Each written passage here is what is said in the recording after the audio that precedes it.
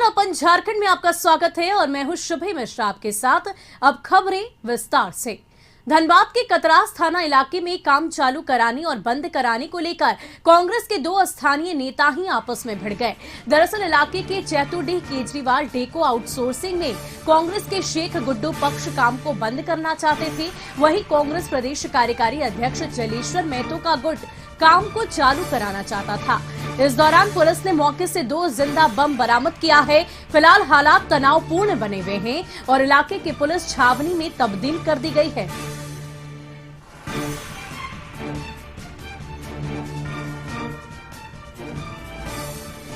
तो इस पूरी खबर की अधिक जानकारी के लिए हमारे संवाददाता सुधीर जुड़ गए हैं। सुधीर, किस प्रकार से इलाके को पुलिस छावनी में तब्दील किया गया है और क्या कुछ वहां पर तस्वीरें हैं?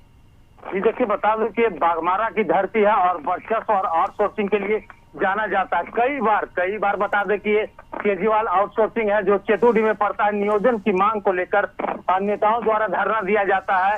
हमेशा की तरह इस बार भी आज भी धरना दिया जा रहा था, लेकिन दुर्भाग्य की बात है कि 2 कांग्रेस के ही नेता आपस में भिड़ गए और 2 बम चली है। 2 बम को पुलिस ने बरामद किया, 2 जिंदा बम बरामद हुआ, 2 बम चला है।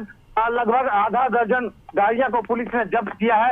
बता दूं कि माहौल अभी भी तनावपूर्ण बनी हुई है। 2 गुट आमने सामने लगे हुए हैं। पुलिस प्रशासन पूरी तरह से छावनी में तब्दील कर दिया गया है। माहौल को शांत करने के लिए किया जा रहा है। मौके पे बाघमारा डीएसपी नीता मुर्मू आकर समर्थकों को समझाया बुझाया जा रहा है।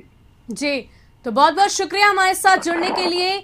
और जो पूरी तस्वीर है इसमें साफ तौर पर देखा जा सकता है कि कैसे वो पूरा इलाका पुलिस छावनी में तब्दील हो गया है। इसके अलावा बम भी वहां पर देखने को मिल रहा है। एक गुट काम बंद करने के पक्ष में है और दूसरा काम चालू कराने के पक्ष में।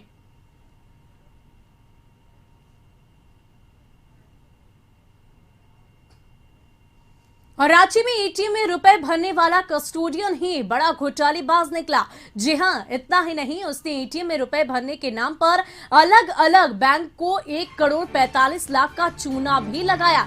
जब इस मामले में बैंकों की इंटरनल ऑडिट हुई तो सारा माजरा समझ में आ गया। अब इस मामले में कंपनी ने डोरंडा थाने में मामला दर्ज कराया है। दर्ज मामले में कंपनी के ही 2 कस्टोडियन के खिलाफ हेरा फेरी का आरोप लगाया गया है। केस दर्ज होने के साथ एक आरोपी फरार हो गया। पुलिस इस मामले को बेहद गंभीर बता रही है।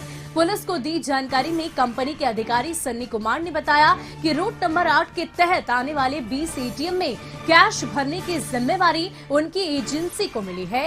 इस काम को करने के लिए कंपनी ने धुरवा के रहने वाले नवीन गौतम और मृत्युंजय मिश्रा को बतौर कस्टोडियन बनाया गया था और उन्हीं के ऊपर एटीएम में पैसा भरने की जिम्मेदारी सौंपी गई थी। लेकिन दोनों कस्टोडियन ने साजिश के तहत बैंक के 1 करोड़ 45 लाख 44 हजार रुपए का गबन कर लिया। दरअसल पैसे के गबन की जानकारी कंपनी के इंटरनल ऑडिट से मिली। जब ऑडिट में रूट नंबर 8 में पैसों की हेरा फेरी का मामला सामने आया, पूरी तरह से मामले की जांच की गई। उसके बाद नवीन गौतम और मृत्युंजय मिश्रा के खिलाफ कंपनी के अधिकारियों ने डोरंडा थाने में प्राथमिकी दर्ज कराई।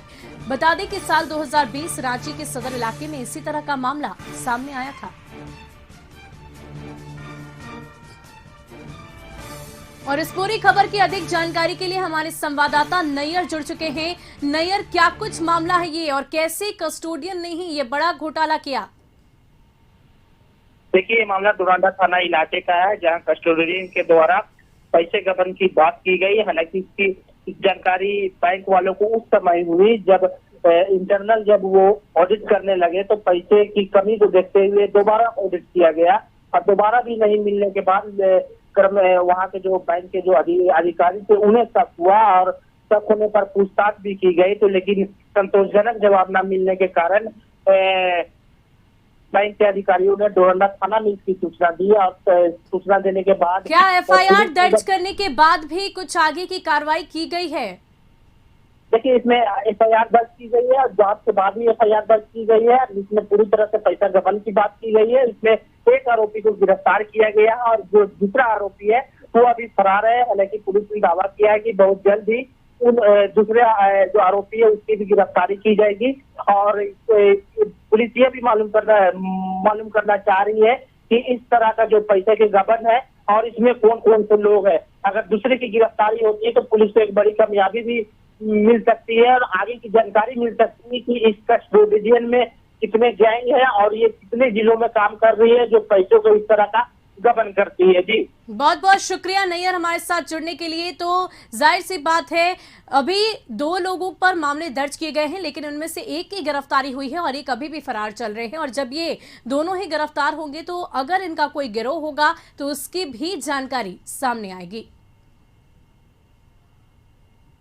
और अगली खबर गढ़वा में से, जहां पर किसानों को मिलने वाले केसीसी लोन में बड़ा फर्जीवाड़ा सामने आया है, जहां दलालों ने किसानों के केसीसी खाते से रुपए निकाल लिए और फरार हो गए। इस मामले में केसीसी खाता धारक 4 महिलाओं ने दलालों के खिलाफ मामला दर्ज कराया है। मामला गढ़वा सदर थाने इलाके का है, जहां किसानों को जब अपने खाते से रुपए फर्जी तरीके से निकाले जाने का पता चला तो उनके होश उड़ गए। किसानों ने इसके विरोध में जमकर हंगामा मचाया और मामला दर्ज कराया है। दरअसल किसानों के लोन पास होने के बाद दलाल ने सीएसपी संचालक से मिली भगत कर किसानों के खाते से रुपए निकाल लिए।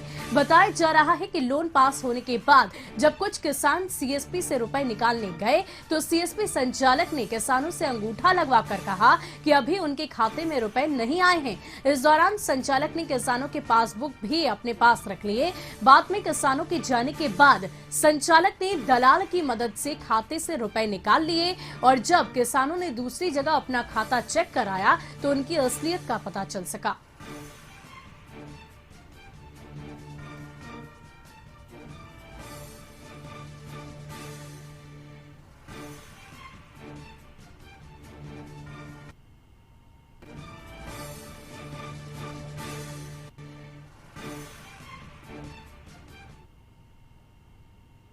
देवी एवं 8-10 अन्य का एक आवेदन मिला है, जिसमें शिकायत है कि सीएसपी संचालक और उसके सहयोगी दलाल लोग के माध्यम से केसीसी लोन दिलवाने के नाम पर ठगी की गई है। यहाँ ट्रांजैक्शन हुआ 25 तारीख के डेट में ट्रांजैक्शन हुआ। अब हमें नहीं पता था कि वो केसीसी लोन है कि क्या है। 30,000, 20,000, 9,000 इस तरह से पैसा का निकासी हुआ। अब ये तो हमको नहीं जानकारी था। पब्लिक कई तरह के पब्लिक यहाँ आते हैं तो हम पूछते नहीं न रहेंगे कि आपका लोन है कि क्या है, या फिर वहाँ दिखता भी नहीं है कि आपका लोन है। लोन हुए तो आपको पैसा दे दिए काउंटर पे, आप उठा लिए। अब उसके बाद अगले दिन आके हंगामा कर रहे हैं हम।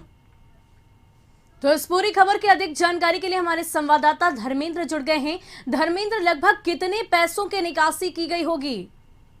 जी मैं आपको बता दूं कि पहले तो बिचौलियों द्वारा किसानों का केसीसी ऋण खुलवाया गया और जब उनका केसीसी ऋण हो गया तो बैंक नहीं सीएसपी के माध्यम से पैसा निकालने उन्हें ले गए थे। अंगूठा भी लगवा लिया और पैसे भी निकाल लिए। जिस किसान का केसीसी 25,000 रुपया का हुआ है उन्हें 15,000 से 17,000 रुपये दिए गए, बाकी पैसे रख लिए गए। जब इस बात का किसानों को जानकारी हुई तो उन्होंने सीएसपी सेंटर पहुंचा और इसकी जानकारी ली तो सीएसपी सेंटर ने भी बोला कि जितने पैसे निकले उसका मैंने अंकित कर लिया है। लेकिन इसके बाद जब महिला किसान थी वो सदर अस्पताल जाकर सीएसपी संचालक और जो बिचौलिए थे उन पर एफआईआर कर दी है।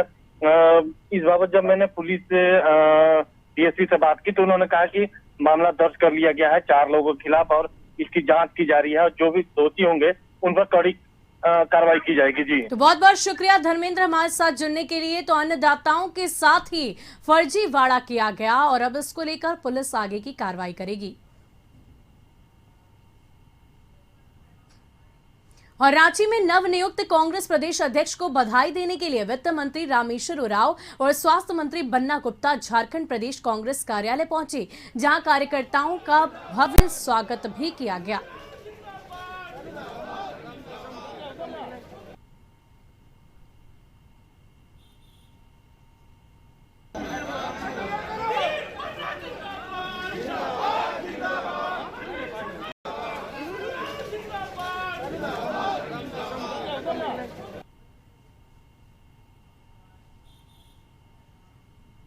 की राजधानी रांची में बारिश के मौसम को लेकर। दरअसल मौसम में इन दिनों सांप काटने की घटना में भारी बढ़ोतरी हुई है। पिछले 2 दिनों में ही रांची के रिम्स में सांप डसने के 100 से ज्यादा मरीज आ चुके हैं। हालांकि सुकून की बात यह है कि रिम्स पहुंचने वाले लोगों में फिलहाल किसी की जान नहीं गई। मेडिसिन विभाग के विभागाध्यक्ष डॉक्टर विद्यापति बताते हैं कि पिछले कुछ दिनों से इमरजेंसी सहित मेडिसिन विभाग में स्नेक बाइट के मरीज लगातार बढ़ते जा रहे हैं। उन्होंने लोगों से यह अपील की है कि सांप काटने के बाद झाड़ फूक में समय ना बर्बाद करें, सीधे अस्पताल पहुंचकर यहां इलाज कराएं। मेडिसिन विभाग के विभागाध्यक्ष का कहना है कि सांप काटने की ज्यादा घटनाएं ग्रामीण क्षेत्रों से आती है और यहां के लोग अक्सर सांप काटने के बाद झाड़ फूक में लग जाते हैं, जिससे मरीज की स्थिति गंभीर हो जाती है। ऐसे में मरीज को बचाना मुश्किल हो जाता है। शनिवार शाम का ही घटना है और सांप काटा। हम लोग देखे भी, कड़ई सांप था, सांप भाग गया और जिसको काटा उनको भी मालूम है कड़ई थी काटा है। 4 घंटा होश में रहा, 4 घंटा के बाद बेहोश हो गए। आनंद फनान में RMCS ले गए और बांध देता है, इतना कस के बांध देता है कि वो जो जिस एरिया को बांधता है उसके आगे में सर्कुलेशन मिल नहीं पाता है। तो सर्कुलेशन नहीं मिल पाता है तो एरिया डैमेज हो जाता है। बहुत में तो इतना कस के बांध देता है कि सर्कुलेशन बहुत देर तक अगर नहीं मिला तो उसमें गैंग्रीन होने का डर रहता है, हाथ काटना भी पड़ सकता है। ये भ्रांति है कि उसको लोग सोचता है कि बांध देंगे तो विष ऊपर नहीं चढ़े, लेकिन जबकि गलत धारणा है। और अस्पताल में वैसे तो मरीज अपनी जान बचाने आते हैं, अपना बेहतर इलाज कराने आते हैं, लेकिन उसी अस्पताल में जब उन्हें वो दवाई मिलने लगी जिनसे उनकी जान बचने के बजाय चली जाए तो इससे आप क्या कहेंगे?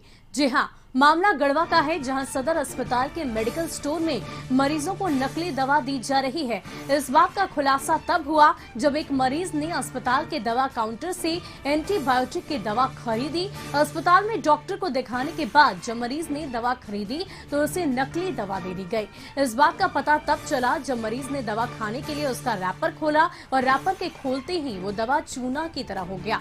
इसके बाद उसे नकली दवा को सिविल सर्जन के ऑफिस में ले जाया गया, जहां जांच के बाद इस बात का खुलासा हुआ कि साल 2019 में रांची की ही कंपनी को दवा सप्लाई का टेंडर दिया गया था और ये दवा उसी कंपनी की तरफ से सप्लाई की गई है। वही नकली दवा पाए जाने के बाद अस्पताल के अधिकारियों ने इस बात की शिकायत स्वास्थ्य मंत्री से की और ये भी कहा कि आने वाले वक्त में स्वास्थ्य मंत्री से इन बातों को रखी जाएगी।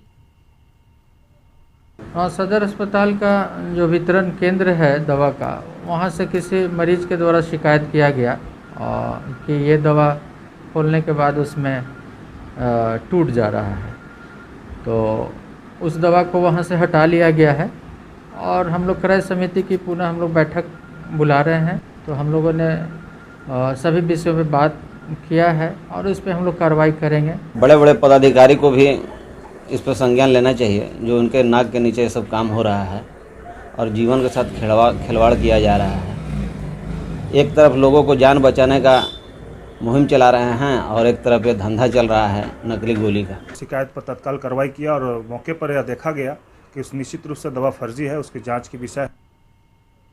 और बेड़ो के शहरी इलाके में लोगों के घरों में दूषित और गंदा पानी आ रहा है। शहर को पानी सप्लाई करने वाले जल मीनार से आने वाले पानी में चिड़िया के पंख आ रहे हैं। लोगों ने इस बात की शिकायत जल विभाग के अधिकारियों से की है, लेकिन शिकायत के बाद भी अब तक लोगों की शिकायतें दूर नहीं हो पाई है। अधिकारियों की लापरवाही को लेकर लोगों में नाराजगी है। बता दें कि सालों पहले बने इस जल मीनार की हालत काफी जर्जर है और विभागीय उदासीनता के चलते शुद्ध पेयजल के बदले ये जल मीनार बीमारी बांट रहा है। सरकार के द्वारा आम आदमी को पीने के लिए पानी सप्लाई दिया जाता है।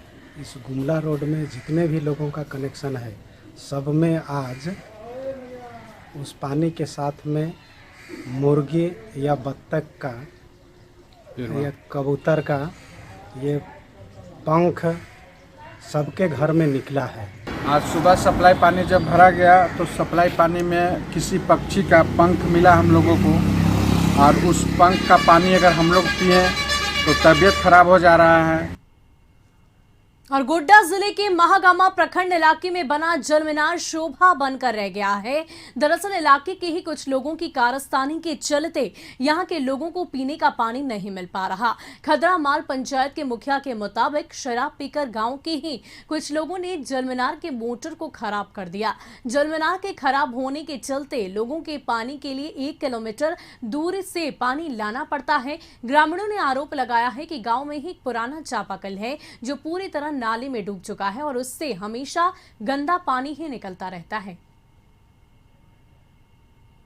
परेशानी यह छे चापा की टंकी तो 1.5 महीना बंद छो, सब पर नहाए धोए में दिक्कत हो रहा छो। परेशानी है हम लोगों का पानी का जरूरी है, 1.5 महीना से बंद है। ये पानी हमको चाहिए और क्या, यही पानी चाहिए हम लोगों का। परेशानी यही है कि 1.5 महीना से ये टंकी बंद है। जो स्थानीय मुखिया है उनसे हम लोग करीबन 20 बार उनसे रिक्वेस्ट किए कि बना दीजिए। करीबन लगभग 50 घर इस पर आश्रित हैं।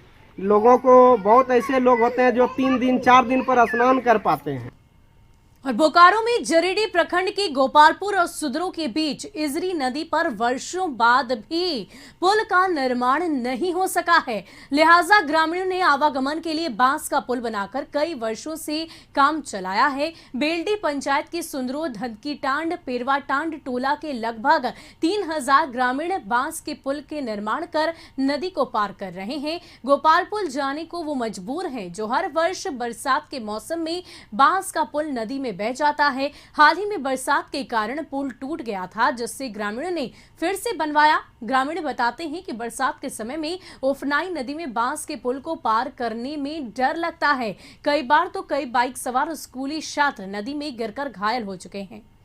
ग्रामीणों ने 5 बार सांसद रहे रविंद्र पांडे, 5 बार विधायक रहे स्वर्गीय राजेंद्र सिंह, 2 बार विधायक रहे बाटुल महतो से गुहार लगाई थी, लेकिन सिर्फ आश्वस्त ही किया गया। अब इस क्षेत्र के ग्रामीण की निगाहें वर्तमान विधायक जयमंगल सिंह पर टिकी हुई है।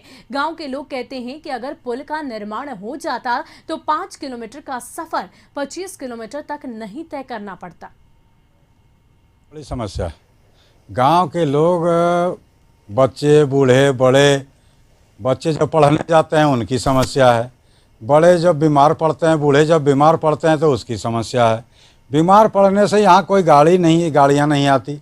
यहाँ पे पुल बने और हमारे जो गांव के मतलब 1.5 से 2 हज़ार आबादी है, सबको इसका लाभ मिले, उचित समय पे सब स्कूल जा सके। किसी को तो अभी यहाँ हम लोग को यहाँ पुल बनना चाहिए और जो बच्ची स्कूल जाता है उन लोग को का भी बहुत असुविधा। और पश्चिम सिंहभूम की सांसद गीता कोड़ा और राज्य के पूर्व मुख्यमंत्री मधु कोड़ा जमशेदपुर पहुंची, जहां कांग्रेस पार्टी के कार्यकर्ताओं ने गर्मजोशी के साथ उनका स्वागत किया। कांग्रेस पार्टी के कार्यकारी अध्यक्ष बनने के बाद पहली बार गीता कोड़ा के जमशेदपुर पहुंचने पर कार्यकर्ताओं में जोश दिखा। परिसदन भवन से लेकर तिलक पुस्तकालय तक कांग्रेसियों ने जमकर स्वागत किया।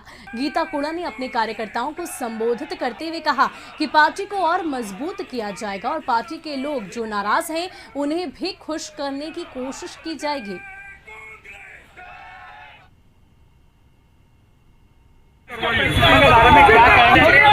स्वागत के लिए मैं हमारे सभी कांग्रेसी कार्यकर्ताओं का मैं बहुत धन्यवाद करती हूँ कि उन्होंने अच्छे तरीके से स्वागत किया है। मुलान की धरती पर हमारे जमशेदपुर में उनका सभी का बहुत शुक्रिया अदा करती हूँ। और जो संगठन की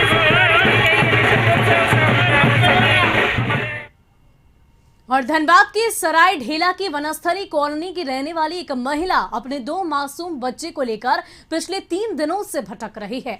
कभी पुलिस स्टेशन तो कभी सास ससुर से मिलकर गुहार कर रही है, लेकिन ससुराल वालों का दिल नहीं पसीज रहा।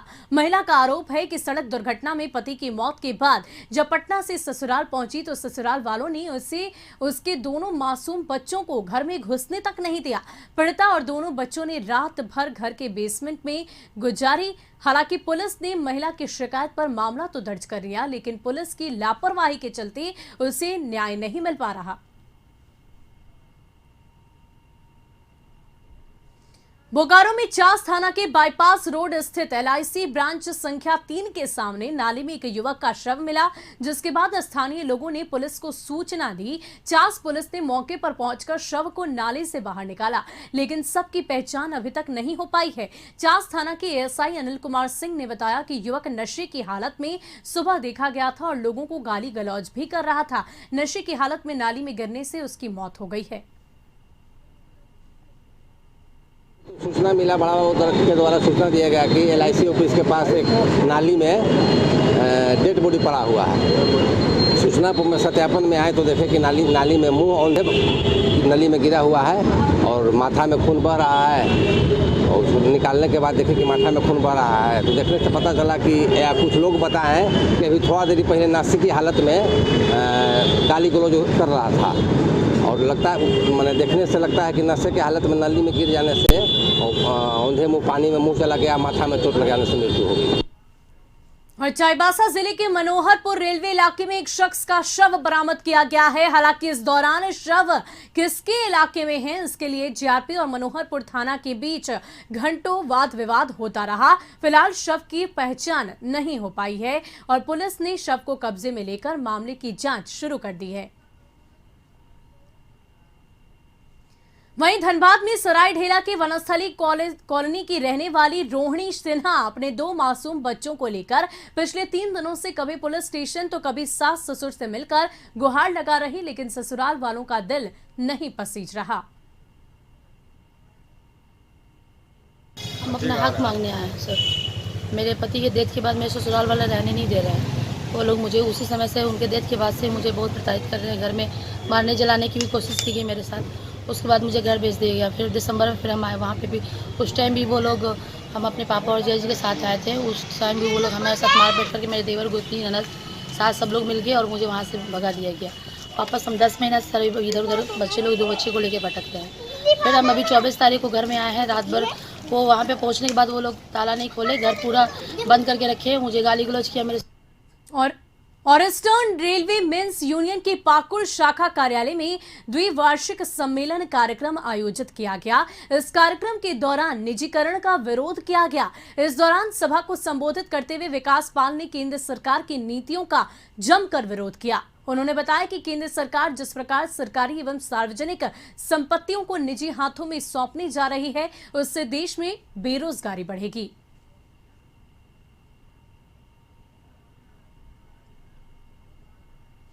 धनबाद बॉडी बिल्डर फेडरेशन की ओर से आयोजित ओपन कोयलांचल क्लासिक चैंपियनशिप में झारखंड के अलग अलग जिलों से पहुंचे बॉडी बिल्डरों ने अपना जौहर दिखाया। इस प्रतियोगिता में करीब 400 लोग शामिल हुए, जिसमें 300 पुरुष वर्ग तो 100 महिला वर्ग में प्रतिभागियों ने भाग लिया। इस दौरान बागमरा के विधायक Dhullu Mahato, 99 group of companies के CMD श्याम पांडे ने खिलाड़ियों का हौसला बढ़ाया।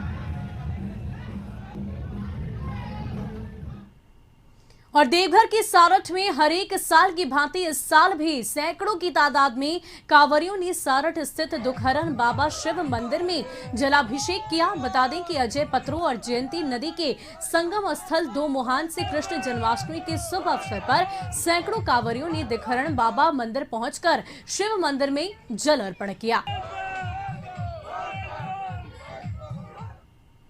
वहीं देवघर में बाबा मंदिर के नहीं खुलने के विरोध में पुरोहितों ने स्थानीय लोगों और स्थानीय दुकानदारों का समूह बनाकर देवघर बंद करने की घोषणा की और शहर में इस बंद का मिला जुला असर भी देखने को मिल रहा है। मंदिर के आसपास के इलाकों में सुबह से ही दुकानें बंद हैं। हालांकि शहर में कई जगह दुकानें खुली हुई है और पंडा धर्मरक्षणी सभा के महामंत्री कार्तिक ठाकुर की अगुवाई में कई दुकानों को बंद भी कराया गया है।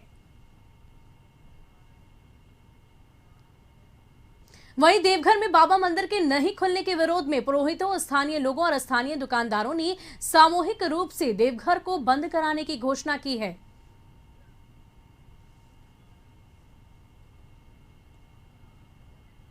और जन्माष्टमी के शुभ अवसर पर रांची स्टेशन के पास आरपीएफ की तरफ से अखंड कीर्तन का आयोजन किया गया। रांची के ही कीर्तन मंडली की तरफ से अखंड पाठ कराया जा रहा है, जो लगातार 24 घंटों तक चलेगा।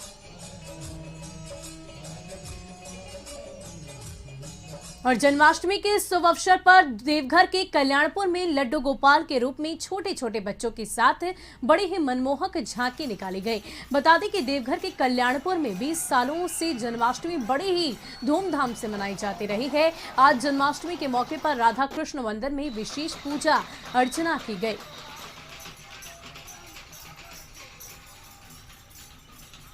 वहीं झारखंड की राजधानी रांची के शहर से लगभग 8 किलोमीटर की दूर रांची और मांझी रोड पर बोडिया गांव में स्थित राधा कृष्ण का मदन मोहन मंदिर स्थापत्य कला का शानदार नमूना है। मुगल काल में निर्मित 350 वर्ष पुराने इस मंदिर की खूबसूरती अब भी बरकरार है। बताया जाता है कि इस मंदिर का निर्माण लक्ष्मी नारायण तिवारी ने कराया था। इसकी नींव 1665 में रखी गई थी। 17 साल से मंदिर का निर्माण किया गया था।